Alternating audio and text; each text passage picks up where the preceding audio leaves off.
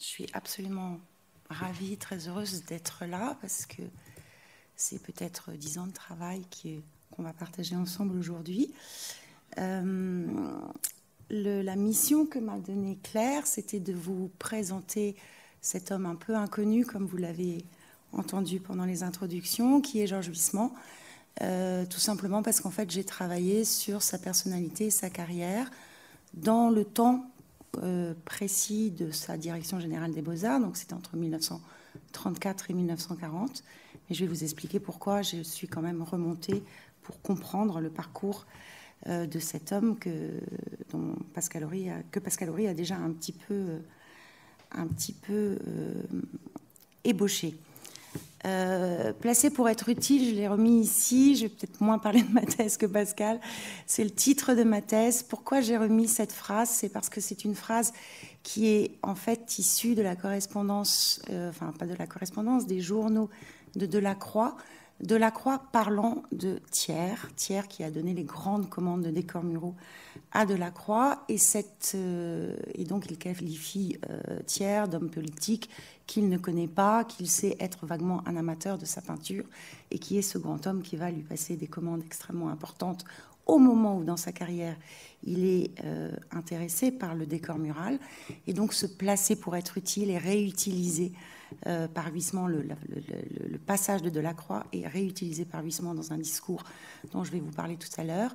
Et je l'ai gardé dans le titre de ma thèse un peu comme une image, la métaphore du mandat qu'il a porté avec lui le temps de son mandat à la direction générale des Beaux-Arts. Donc Georges Huysmans est associé à l'histoire des institutions artistiques, évidemment à la période du Front populaire, dont on a bien vu les bornes qui sont pas aussi, qui sont plus étanches que les seules dates historiques, et en particulier donc avec la personnalité de Jean Zay. Et mon travail a essayé de retracer un petit peu l'itinéraire intellectuel de cet homme, et effectivement, elle croise une histoire culturelle, une histoire administrative de la Direction générale des Beaux-Arts, et évidemment une histoire culturelle et politique. Elle est aussi, et ça me semble très important de le retenir, une destinée qui est aussi une destinée dans la grande histoire, avec un homme qui est rescapé des 2 guerres mondiales, propulsé dans l'action publique par la première, donc une première guerre mondiale qui est en partie fondatrice en fait dans la carrière de Georges Huysmans, mais en revanche un homme qui est empêché par la Seconde Guerre mondiale, à la fois dans son intégrité personnelle et évidemment de donner toute sa mesure de grand commis de l'État, puisque Pascal l'a évoqué tout à l'heure, pas de retour aux affaires après 1945 pour Georges Huysmans, à l'exception du Conseil d'État. Les 2 photos que vous avez derrière moi, elles sont 2 photos que j'adore. C'est pour ça que je les ai choisies. Enfin, la photo du colloque que Claire a choisi est évidemment la photo la plus institutionnelle, puisqu'on reconnaît le bureau de la rue de Valois. Mais vous l'avez aussi derrière dans la photo qui est au centre. Et à droite, c'est Georges Huysmans en 1941 à Marseille pour évoquer cette particularité biographique de son existence. Alors, d'hier à aujourd'hui, qui était un peu le thématique que m'a donné Claire pour aborder cette personnalité. Encore une fois, ici derrière moi, des photos qui sont des photos de famille. Donc vous avez des photos, je pense que c'est Bruno corrigera si je me suis trompée, au moment des fiançailles de Georges et de Marcel Huysmans. En haut, leurs 3 enfants qui sont photographiés en 1934 par la photographe Laure Albin Guyot, qui fait partie de la Direction générale des Beaux-Arts. Et vous avez une photo à droite de Georges et Marcel Huysmans, plus tardive, dans leur appartement, dans lequel Georges, qui est déjà malade et fatigué, pose devant un tableau de Braque. Je reparlerai de Braque tout à l'heure, qui est un des artistes admirés par Georges Huysmans. Mon travail, la thèse a été publiée en 2015, soutenue en 2015. J'ai dû travailler 4 ou 5 ans auparavant. Au départ, j'avais très peu de choses. Il y avait effectivement Pascal Horry qui était là, avec les mentions qu'il a évoqué dans son propre travail de thèse. Et puis, la première biographe de Georges Huysmans, c'est Marcel Huysmans, avec un livre édité à compte d'auteur par son fils, qui s'appelle « J'ai un long avenir derrière moi », un bel avenir derrière moi, voilà, et qui était à la fois un livre, également un manuscrit, également voilà, que je peux vous montrer comme ça, également un texte qui s'appelait Georges Huysmans par quelques-uns de ses amis, qui avait également été monté par l'intermédiaire de Marcel Huysmans, où il y avait des interviews de personnalités qui avaient travaillé avec Georges Huysmans et qui témoignaient sur son travail. Mais donc c'était assez peu, assez pauvre, et surtout j'étais aussi avec quelque chose qui relevait du roman familial que Violaine évoquera vraisemblablement à la fin de la journée, puisque j'ai commencé avec ce témoignage de Marcel Huysmans et aussi des entretiens, c'est très important de le dire, avec Denis Huysmans, qui est donc le dernier fils de Georges Huysmans et le père de Bruno et de Violaine que vous allez rencontrer tout à l'heure. Donc forcément, j'ai dû me détacher de cette histoire familiale pour pouvoir travailler.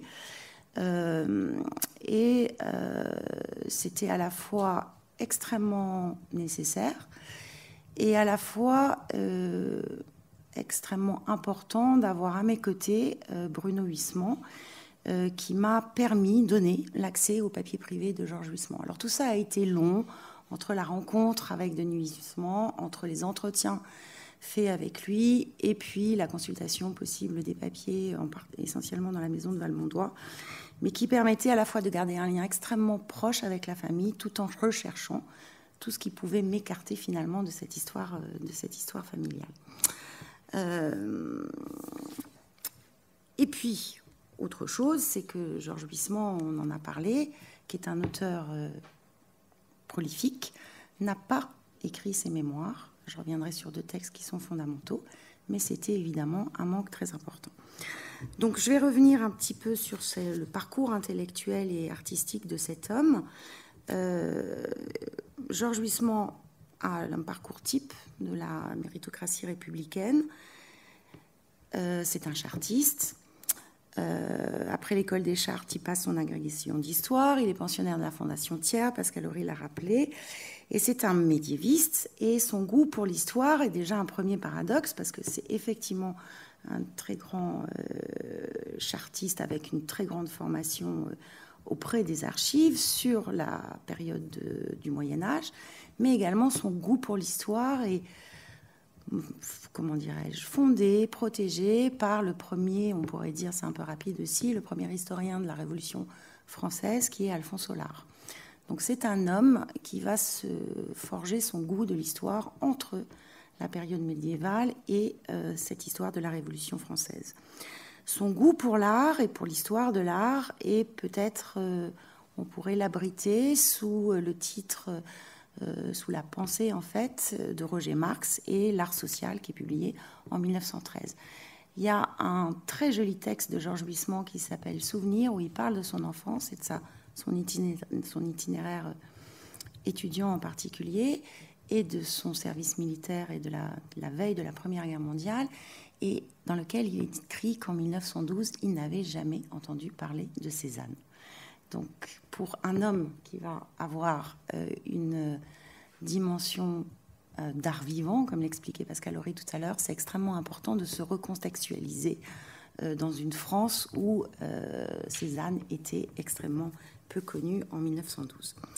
Donc, Huysmans va quitter l'université pour son service militaire, qui, grâce à Hollard, il va le faire dans le service historique des armées, et s'engager dans la Grande Guerre, et en particulier, il va servir dans l'aviation, et il va servir aux armées jusqu'en 1917, et puis après, il sera ce qu'on appelle un embusqué, puisqu'il sera protégé dans les bureaux au sous-secrétariat d'État à l'aéronautique, qui est un moment extrêmement important, puisque c'est un moment politique pour lui, au moment où il rencontre un homme qui s'appelle Daniel Vincent et qui va le faire suivre dans ses différents postes et cabinets, et qui va permettre une première dimension, qui va donner une première dimension politique à Georges Huysmans. Cette grande guerre, en dehors de cette rencontre politique avec Daniel Vincent, elle permet des rencontres extrêmement fécondes. Huysmans adhère aux Compagnons de l'Université Nouvelle. Alors ça, c'est un moment très important et très intéressant qui va être fondateur pour toutes les questions de l'éducation nationale, enfin de l'instruction civique à l'éducation nationale, auxquelles le jeune Huysmans va collaborer. Et cette compagnie de l'Université Nouvelle, elle est, comment dirais-je, impatiente de la fin de la guerre et impatiente d'introduire cette modernité dans l'enseignement à l'issue de la Première Guerre mondiale. C'est aussi des rencontres littéraires et artistiques qui seront importantes, en particulier Jacques Carlu, qui est l'architecte de la rénovation du Palais du Trocadéro, qui est un ami de jeunesse pendant la Grande Guerre de Georges Huysmans, mais il va aussi rencontrer Pierre Nathan, il va rencontrer aussi Roland d'Orgelès, et donc ça va le préparer à une activité journalistique qui est importante aussi en recontextualisant, puisque la force de la presse depuis la fin du XIXe siècle est un vecteur politique, artistique, culturel, pour se faire connaître, pour échanger et pour créer des réseaux. Et donc, Huysmans va totalement entrer dans cette activité journalistique. À l'issue de la guerre, il est nommé 1 an en province, au lycée de Douai. Moment très important, Pascal l'a évoqué tout à l'heure, c'est le temps où Huysmans prend ses cartes à la Société des Nations, au Parti radical. Donc c'est un temps d'engagement d'un jeune homme moderne, très important à l'issue de la Première Guerre mondiale. Et c'est à ce moment-là où il va être rapporteur pour le Parti radical, en particulier en 1924, c'est très important, de toutes les questions relatives aux questions d'éducation et qui vont préparer évidemment le grand débat de l'école unique qui va être celui de Jean Zay après sa nomination au ministère de l'Éducation. C'est aussi un moment important où il va donc publier, et en particulier publier ce livre en 1925 chez Hachette pour comprendre les monuments de Paris. Donc il y a une grande notoriété. D'abord, c'est un livre qui est réimprimé un nombre inconsidérable de fois, avec un nombre d'éditions extrêmement nombreuses par Hachette pendant toute la longévité de la vie de Georges Huysmans, et qui a été recontextualisé par Violaine très récemment dans son roman. Et puis aussi, je vais retenir 3 livres pour comprendre les monuments historiques. Un autre livre qui me paraît extrêmement important, que Pascal aussi a évoqué, ce sont les contes et légendes du Moyen-Âge français, qu'il écrit avec sa femme Marcelle Huysmans, qui ça aussi me semble un point moderniste assez intéressant, et qui est donc cette collection très célèbre qu'on a tous lu, je pense, dans cette salle quand nous étions enfants, et qui a été publiée également de très longues années par Nathan, les éditions Nathan. Et puis, autre, qui n'est pas totalement l'édition, mais qui est très importante, c'est que ce jeune professeur intellectuel, membre du Parti radical, va partager l'aventure du journal qui s'appelle La Lumière, qui est un hebdomadaire de gauche fondé par Georges Boris et qui est tout un réseau intellectuel progressiste qui m'avait absolument passionnée quand j'avais travaillé sur ma thèse. Et dans le cadre de La Lumière, Georges Huysmans va tenir une rubrique qui s'appelle Art et démocratie. Déjà, dans les articles qu'il va commettre avant les années 30, on trouve la dimension humaniste et politique du mandat de Georges Huysmans lorsqu'il sera nommé à la direction générale des Beaux-Arts, en particulier dans les formes nouvelles. À ce moment-là, ce n'est pas encore le cinéma, mais la radiodiffusion est un très grand sujet. Donc il commet plusieurs articles sur la radiodiffusion, à la fois dans le cadre de sa gestion et aussi dans le cadre de sa force de démocratisation absolument considérable. Il s'intéresse énormément à tout ce qui sont les arts décoratifs et en particulier l'architecture nouvelle. Donc énormément d'articles sur Le Corbusier, Jean Lursa, Mallet Stevens, c'est-à-dire toutes ces années 20 très modernistes et qui sont dans une période, les 10 ans euphorique, post-Première Guerre mondiale et avant 1933, qui est vraiment évidemment le butoir de de la tragédie, enfin des années noires de l'entre-deux-guerres. Et il va s'intéresser aussi aux arts extra-européens, qui sont, bien sûr, depuis le début du XIXe siècle, l'une des sources d'inspiration extrêmement importantes de tous les artistes de son temps. Donc ce petit corpus d'articles de Georges Huysmans dans La Lumière m'avait semblé, au temps de ma thèse, un élément extrêmement important pour comprendre le parcours intellectuel et esthétique de cet homme. Donc là, derrière moi, vous avez 3 photos qui annoncent la nomination à la Direction générale des Beaux-Arts. Donc Huysmans qui est militaire, donc un membre actif de cette Première Guerre mondiale, en tout cas jusqu'en 17, tout en étant embusqué après, complètement au fait de la question de la problématique de l'aviation, qui est quand même la grande arme nouvelle de cette grande guerre. Vous avez Huysmans au Sénat, avec son cigare toujours dans la main. Et puis vous avez une photo ici avec Paul Doumer, Laval et Huysmans qui est juste derrière, que vous apercevez un tout petit peu. J'espère que vous le reconnaissez.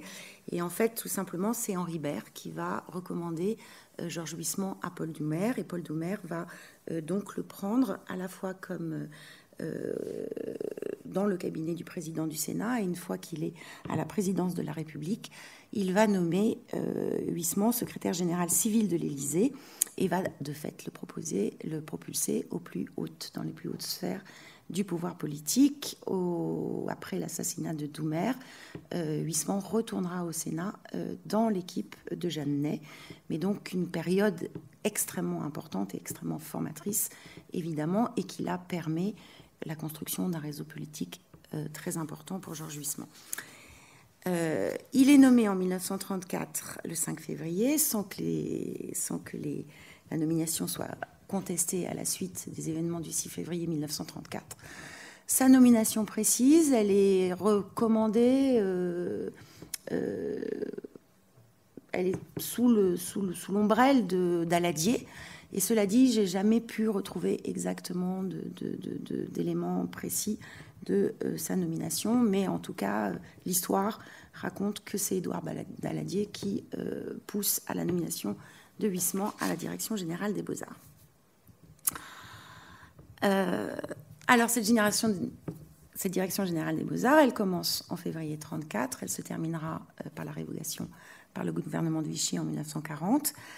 Dans les années 30, cette administration des Beaux-Arts, elle est déjà exsangue sur le plan de son organisation. C'est-à-dire que ce grand projet républicain qu'a évoqué à la fin du XIXe siècle, qu'a évoqué Pascal Horry sur l'administration des Beaux-Arts, a pris du poids pendant toutes les 50 années qui ont suivi. Et donc, c'est une sorte de nébuleuse d'organisation qui permet assez difficilement de pouvoir identifier le pouvoir de chacun, du ministre de l'Éducation nationale, d'un secrétaire général aux Beaux-Arts, quand il y en a un, mais qui est un poste politique, qui n'est pas un poste administratif, ce qui fait que, lorsque Pascal disait « c'est pas rien d'être avec un poste de secrétariat général pour Haute-Cœur », c'est que c'est un poste politique, et c'est pas un poste de l'administration française. C'est très important d'avoir cette notion, surtout au moment de 1940. Donc cette direction générale des Beaux-Arts a énormément de pouvoir au sein du ministère de l'Éducation nationale. Elle est totalement autonome, elle est installée rue de Valois avec un budget autonome, donc c'est déjà un pré-ministère de la Culture, et en même temps, elle fonctionne avec un certain nombre de commissions en fonction de ses champs d'action, et c'est ces commissions qui, au départ, à l'origine, étaient de quelques 3, 4, 5, 6 personnes extrêmement compétentes, se sont au fil des années, dans le projet démocratique de la Troisième République, devenues un peu des tentacules, et, enfin, des grosses commissions, et qui ralentissent l'action publique et l'action administrative, et chose qui agaçait beaucoup Georges Huysmans, qui était un homme d'action, presque de fait accompli, mais il va avoir un rôle dans l'organisation non pas dans l'organisation de ces commissions, mais dans la nomination de ces commissions. Et en particulier, Pascal Horry a tout à l'heure évoqué Jean Cassou, il va renouveler, en fait, dès qu'il y aura un poste vacant dans ces commissions, il va profiter pour les renouveler en nommant des générations qui sont les générations, grosso modo, de Jean Zay, même pas la sienne, et qui sont des jeunes au pouvoir et qui vont avoir une influence très importante pour essayer justement d'attraper ces nouvelles formes de modernité dans le cadre de la Direction générale des Beaux-Arts. Alors, le champ d'action du directeur général des Beaux-Arts, il est très important. Vous avez quelques images derrière moi qui vont vous les montrer. Pour résumer et faire vite, ce sont les monuments historiques. Premier bureau de l'administration générale des Beaux-Arts. Ensuite, vous avez un bureau qui s'appelle Travaux d'art et musées, qui, elle, est une direction qui a la tutelle de tous les musées parisiens et de province, tous les musées de France, comme les appellera Georges Huysmans, et également de toute la relation à l'art vivant, ce qu'on appelle les travaux d'art, et donc les commandes aux artistes. Un autre bureau qui, lui, est en charge de l'enseignement artistique, donc des écoles qui dépendent de la Direction générale des Beaux-Arts, et des manufactures nationales, qui est évidemment également en étroite liaison avec les travaux d'art et les musées. Une autre direction qui s'appelle théâtre, spectacle et radiodiffusion, qui là va être un peu ce qu'on pourrait appeler aujourd'hui le spectacle vivant. Et vous avez d'ailleurs derrière moi une photographie de 1935 de Georges Huysmans debout, c'est la personnalité qui est debout, qui prononce un discours dans la salle de la Comédie Française.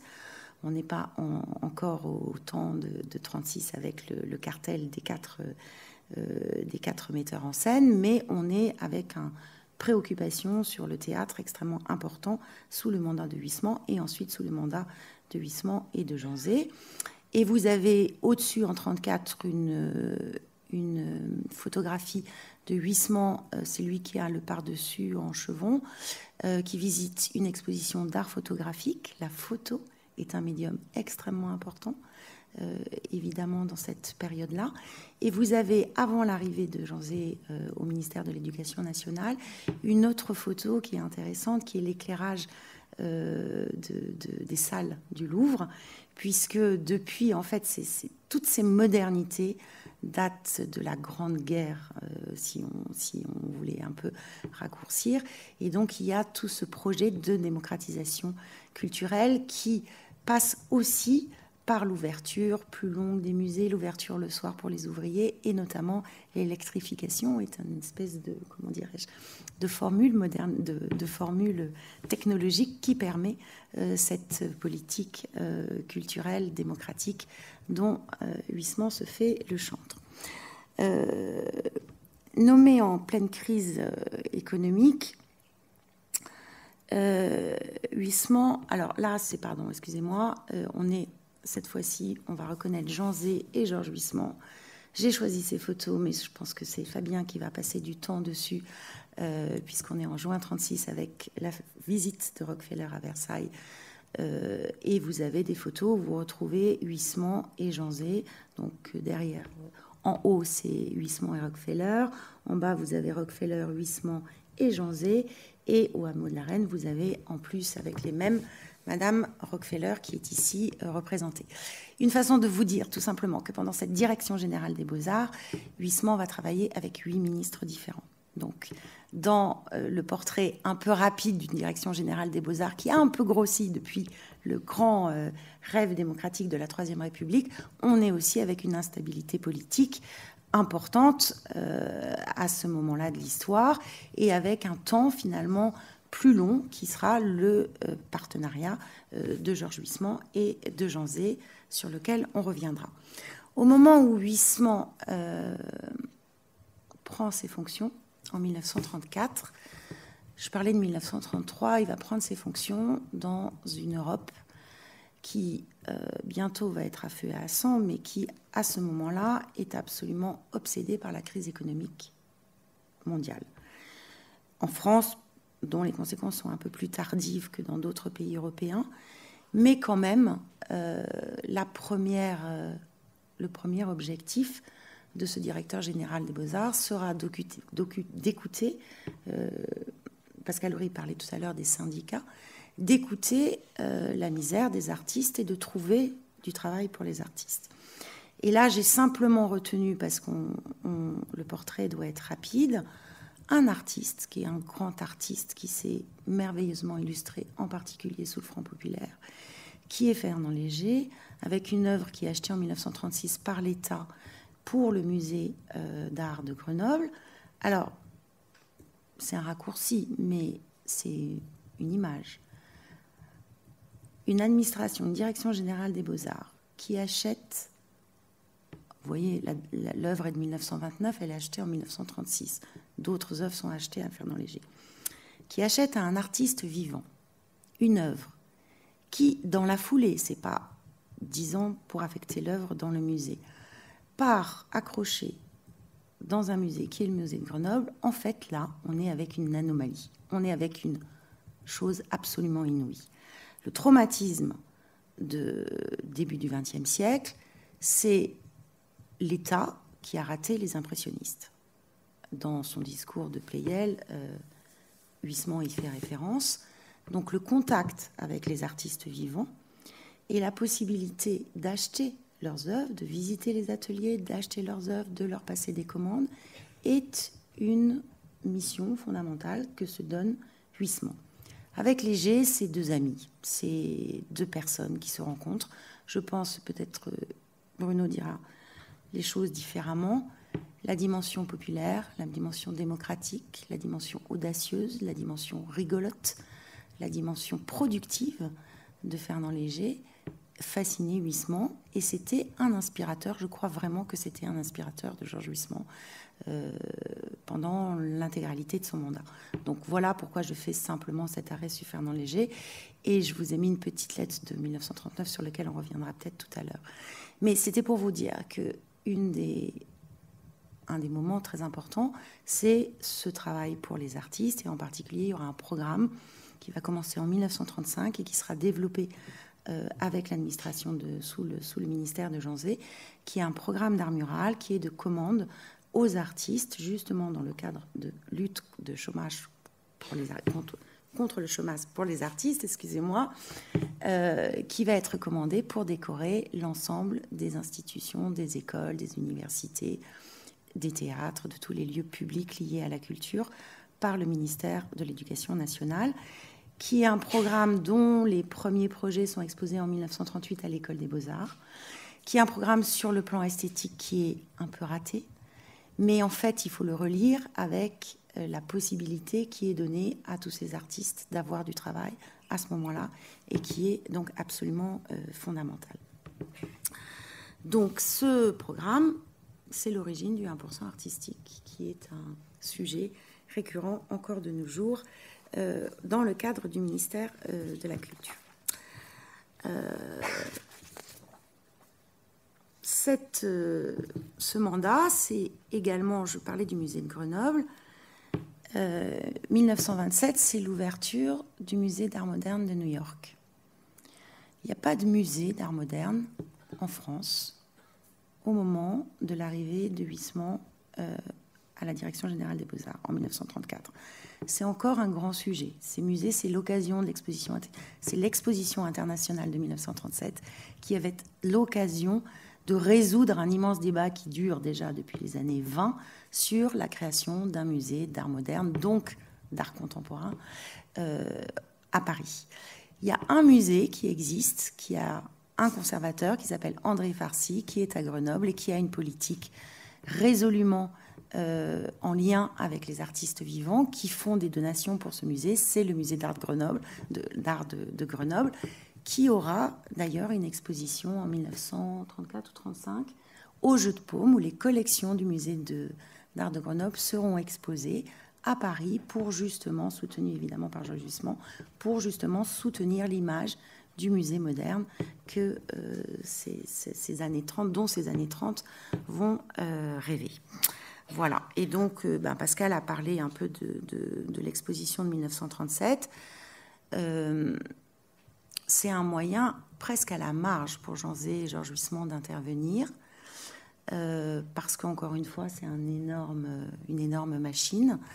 Mais beaucoup de décisions sont prises, et surtout, ce qui est absolument extraordinaire, c'est que les artistes vont jouer le jeu, en particulier Fernand Léger, en particulier Pascal Horry a évoqué Le Corbusier, qui avait déposé un dossier pour la construction des musées d'art moderne et qui a été débouté à ce moment-là, malgré le soutien en particulier de Georges Huysmans. Donc c'est effectivement un moment qui est important dans le faire ensemble et qui va être soutenu par Jean Zay et Georges Huysmans. Alors le second plan de l'action de Huysmans, ça va être le plan diplomatique, qui est absolument important et fondamental. Alors oui, ça je reviendrai si j'ai le temps. Ah oui, dernière photo. Les premiers mardis populaires, on a parlé de vocabulaire populaire tout à l'heure avec Pascal Horry. Eh bien, c'est l'inauguration des Nocturnes du Louvre par le Front populaire, avec les soirées ouvertes pour la possibilité aux ouvriers, aux travailleurs, aux étudiants de visiter les musées, en particulier le soir. Et donc, vous avez ici une photographie très symbolique. Vous avez donc les trois Jean Zay, ministre de l'Éducation nationale, Léo Lagrange, sous-secrétaire d'État au sport et aux loisirs, et Georges Huysmans, directeur général de la direction générale des Beaux-Arts, et donc un trio qui est représentatif de cet espoir du Front populaire. Alors je reviens sur le deuxième grand pan de l'action de Georges Huysmans, qui est la politique diplomatique, dans laquelle il est à la fois moteur et à la fois totalement mêlé de fait à cette politique. Et parce que nous sommes à Versailles, j'ai pris une photo de Jean Zay avec Madame Lebrun et la reine d'Angleterre, qui fait un tour de parc en voiture, un tour du parc de Versailles. Pourquoi ? Parce qu'il y a un grand moment qui est l'accueil des souverains britanniques en 1938, qui est organisé par Paris et par la Direction générale des Beaux-Arts. Et je vous ai mis à côté une lettre du 1er août 1938 où Jean Zay remercie l'ensemble de la Direction générale des Beaux-Arts et évidemment en particulier Georges Huysmans pour l'organisation de cette fête, de cette réception qui se déroule dans plusieurs endroits de Paris, au Bois de Boulogne, à l'Opéra. Il y a une exposition d'art anglais, Versailles évidemment, qui est une grande fête extrêmement critiquée comme on a critiqué nos Jeux Olympiques, et qui est une énorme réussite populaire, avec les gens dans la rue, une liesse absolument extraordinaire, qui a quand même un sens en 1938 absolument merveilleux. Alors les programmes des monuments historiques sont absolument à lire aujourd'hui. La reine est en blanc, Médéfer en blanc. Mais en fait, qu'est-ce qui se passe ? C'est comment inventer une fête populaire en face des défilés hitlériens, mussoliniens. Qu'est-ce que c'est qu'une fête populaire des pays démocratiques ? Donc, c'est un objet qui est très intéressant par rapport à ce combat contre les fascismes qui va être porté par Jean Zay et Georges Huysmans. Et Dieu sait combien Georges Huysmans s'est mobilisé jour et nuit pour que ces festivités puissent se passer sans non seulement aucune ombre, mais avec une réelle confiance et une réelle beauté. Et vous avez ici, j'ai mis donc simplement cette lettre de Jean Zay qui ne sort pas des archives nationales, mais qui sort des papiers de Georges Huysmans. Il y avait quasiment, dans ce que j'ai pu consulter au moment de ma thèse, il n'y avait quasiment pas d'échange entre Jean Zay et Georges Huysmans, qui sont évidemment en général archivés aux archives nationales, sauf cette lettre-là, qui montre que Georges Huysmans l'avait conservée, et l'avait conservée dans ses papiers privés. Donc voilà pourquoi je vous l'avais apporté aujourd'hui.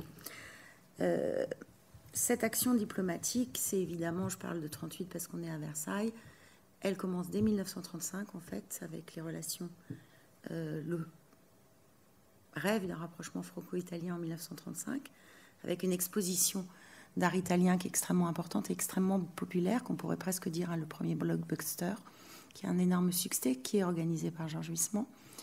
Évidemment, la guerre d'Espagne, qui est comment dirais-je, une épine dans le pied pour l'équipe Zay-Huysmans, puisqu'officiellement, aucune aide, et Blum aussi évidemment, aucune aide officielle n'est affiché, mais en revanche, tous les conservateurs, Jean Cassou, le président de la Société des Amis du Louvre, sont évidemment sur le front pour la sauvegarde des chefs-d'œuvre espagnols.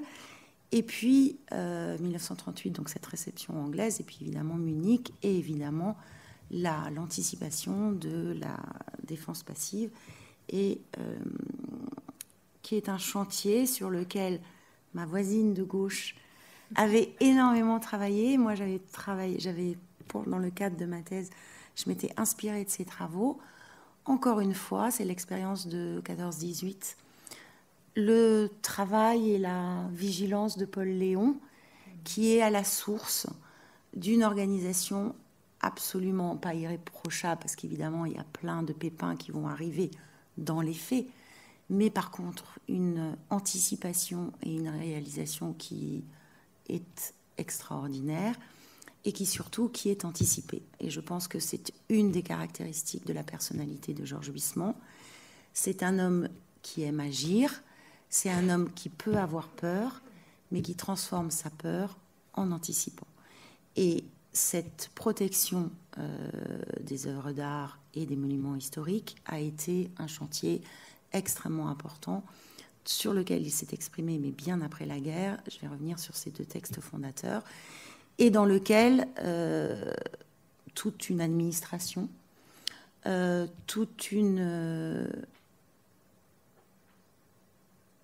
certains artistes, également aussi des propriétaires privés qui ont ouvert des lieux pour accueillir les œuvres, a travaillé sans aucun doute, beaucoup de difficultés, mais sans aucun doute à la protection du patrimoine de façon extrêmement importante. Et pourquoi je dis anticiper? Puisque vous savez, enfin certainement cet après-midi vous allez en parler, il y a des répétitions générales, notamment Munich est une occasion d'organiser une répétition générale d'emballage au Louvre, de déplacement des œuvres pour voir, pour minuter le temps qu'il faut, les camions dont on a besoin, etc. Et donc c'est un temps de travail extrêmement important.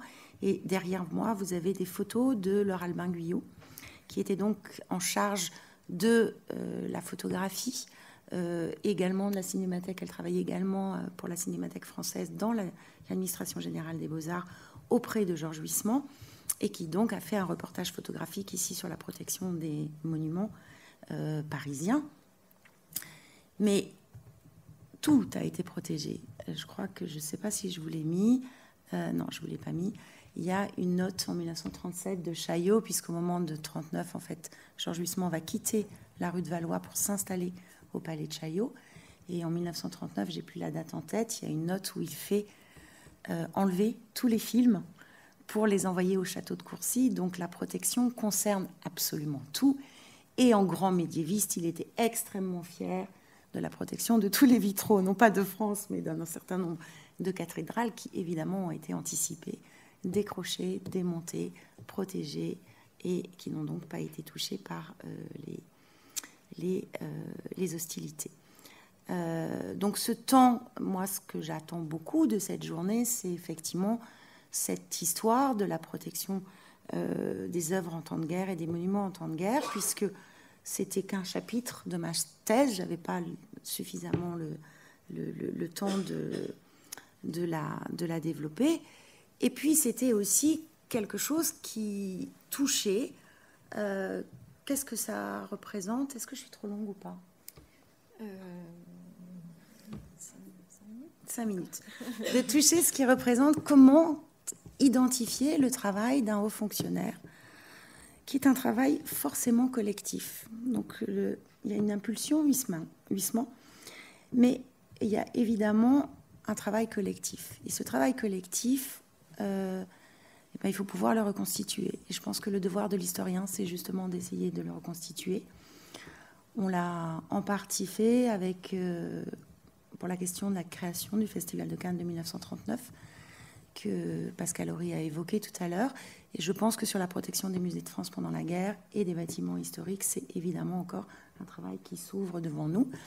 Pourquoi je dis ça? Parce que l'histoire a pour l'instant gardé un personnage qui s'appelle Jacques Jaujard, qui a joué un rôle absolument fondamental, Mais il y a encore très peu de temps, moins de 10 ans, c'était avant de ma thèse, un petit peu plus de 10 ou 15 ans, il y avait une exposition au Louvre sur la production des œuvres d'art du Louvre pendant la guerre, dans lequel ni le nom de Jean Zay, ni le nom de Georges Huysmans n'étaient mentionnés.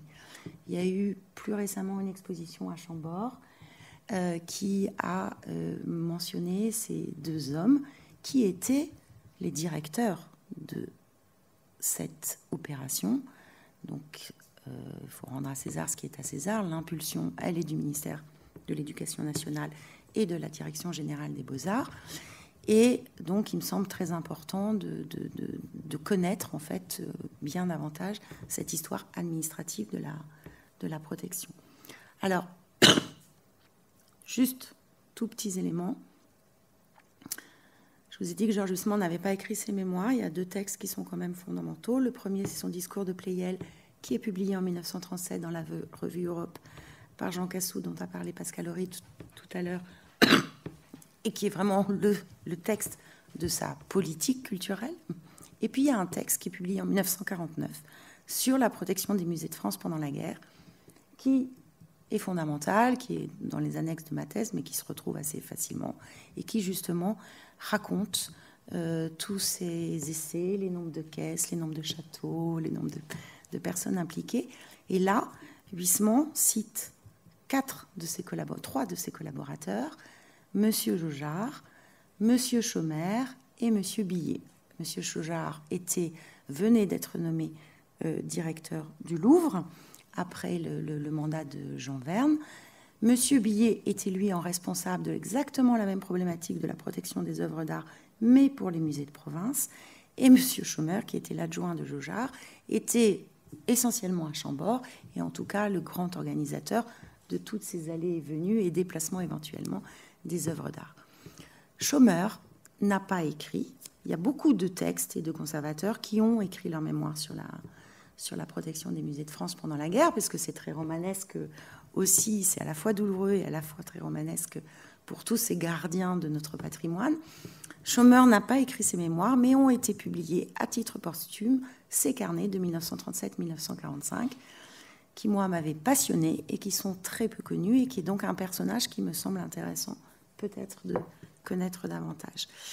Et puis, il y a un dernier homme qui m'avait passionné à l'époque, mais j'avais absolument pas le temps de passer du temps, parce que c'est pas ni un fonctionnaire, ni un historien, ni un conservateur, c'est un amateur. Et cet amateur, c'est Monsieur Henrot. Et ce Monsieur Albert Henrot me semble un personnage pour lequel, mais peut-être, je crois qu'il y avait quelqu'un, il m'a semblé voir en travaillant pour intervenir devant vous ce soir qu'une étudiante travaillait sur lui à Sciences Po. Donc Henrot, il va succéder à David Veil à la présidence de la commission des Amis du musée du Louvre. Il va être complètement engagé dans la protection des chefs-d'œuvre d'art espagnols. Il va être complètement engagé dans la protection des chefs-d'œuvre d'art français. Il va, à l'issue en 1945, monter le service de récupération des œuvres d'art spoliées en Allemagne. Donc, grosso modo, c'est le chef de Florisonne et de Rose Valland. Et donc, c'est une sorte d'amateur proustien, très actif. A priori, je ne le connais pas, je n'ai pas eu le temps de travailler sur lui, mais qui me paraît un homme extrêmement intéressant dans cette histoire. Donc, je voulais vous le mentionner. Et je vous ai mis simplement à côté un mot de David Veil. Il y a un rapport en 1939, mis à jour en janvier 1940, sur la protection des monuments historiques et des œuvres d'art, qui est aux Archives nationales, qui est transmis par Georges Huysmans à Yvon Delbos, qui est le dernier ministre de l'Éducation de Georges Huysmans, qui va remplacer en fait Jean Zay à partir du moment où Jean Zay s'engage comme militaire pour la Seconde Guerre mondiale. Et David Veil, justement, lui, mentionne Jaujard, Chaumer et rajoute l'importance de l'œuvre, de la présence de Albert Henrot dans le cadre de ce rapport. Donc voilà, j'avais envie de parler de ces deux personnes, Chaumer et Henrot, peut-être, je ne sais pas si vous les avez croisés ou pas, mais qui me paraissent des personnalités intéressantes. Et puis voilà, dernière image, enfin avant-dernière image, août 39. Donc Georges Huysmans, il est sur sa chilienne, dans sa maison de l'Arc Ouest. On est en août 39. Il est en train de préparer, c'est absolument incroyable. On est en août 39, il a son vélo derrière lui. D'ailleurs, on dit dans l'article qu'il fait du vélo quand il se repose. Mais en fait, il est en train de préparer ce festival de Cannes qui n'aura pas lieu. Et août 39, vous avez une photo juste en dessous de Perrin, d'enfants qui sont là, que je vous ai agrandi, avec cet enfant qui joue du violoncelle, et c'est Denis Huysmans, qui a 10 ans en août 39. C'est une personnalité qui m'a accueillie quand j'ai travaillé, quand j'ai commencé ma thèse, qui était un peu déçue que je sois une femme, je crois, parce que c'était un tempérament assez misogyne, mais qui m'a accueillie, qui m'a beaucoup raconté, et qui est un enfant qui a un trauma absolument important dans le cadre de l'histoire de son père.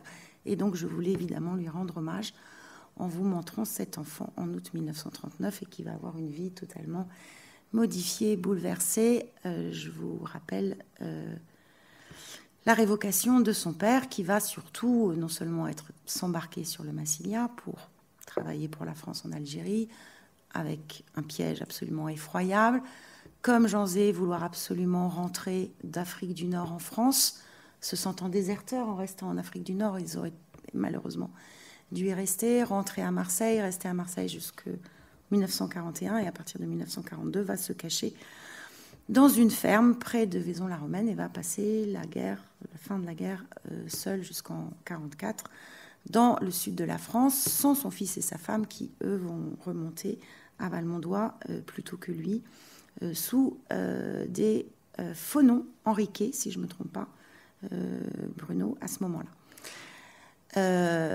Et puis, on parlera de désillusion, c'est d'autres qui en parleront. Moi, j'avais envie, et j'aurais pas le temps, donc c'est pas grave, mais je voulais simplement évoquer le Festival de Cannes de 1946, avec cette sublime photo de Michel Morgan et de Georges Huysmans.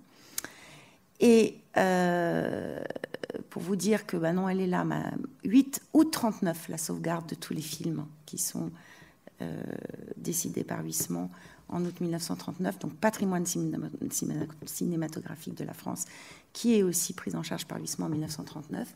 Et donc en évoquant quand même la présidence du Festival de Cannes en 1946 et en 1949 par Georges Huysmans, et avec le prix qui est remis à Michel Morgan ici. Et j'avais une lettre à vous lire, mais je vous la lirai cet après-midi. Si on a du temps, parce que je pense que je suis trop lente. Non, celle que tu avais, c'était autre chose, mais j'avais quelque chose complètement déplacé, complètement glamour que je vous avais apporté pour vous expliquer ce que pouvait être un directeur général des Beaux-Arts en 1939. Voilà, je vous la lirai cet après-midi.